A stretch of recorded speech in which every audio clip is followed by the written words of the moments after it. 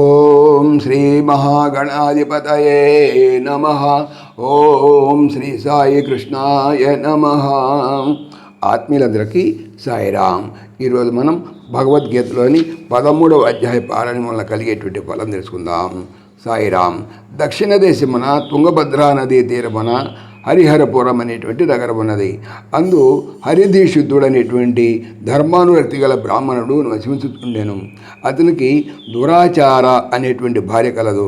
ఆమె నిత్యము పతిని దూషించుతూ దుష్ట ప్రవృత్తి కలదై స్వేచ్ఛా విహారణ ఉండుచుండెను. ఒకనాడు రాత్రి ఆ కులట నగరము బయట గల అరణ్యమున ఒక సంకేత స్థలమును నిర్ణయించుకొని అటనుండగా వీటిలెవరనూ రానందున కామాంధురాలై అటు ఇటు తిరుగుచూ విసిగి ఒక చోట కూర్చొని ఉండగా ఒక పులి వచ్చి మీద పడి దేహమును చీల్చి తినివైచెను. మరణించిన పిదప ఆమె తన పాపకృత్యములకు ఫలితముగా పెక్కు కల్పముల కాలము ఘోర నరకయాత్రలను అనుభవించి అటు పిమ్మట భూలోకమున చండాల స్త్రీ అయి జన్మించెను.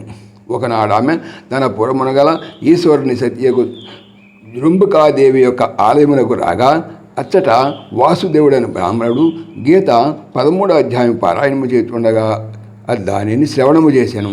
వెంటనే ఆమె తన చండాల దేహమును వీడి దివ్య రూపమును ధరించి ఉత్తమలోకమునకు చేరను.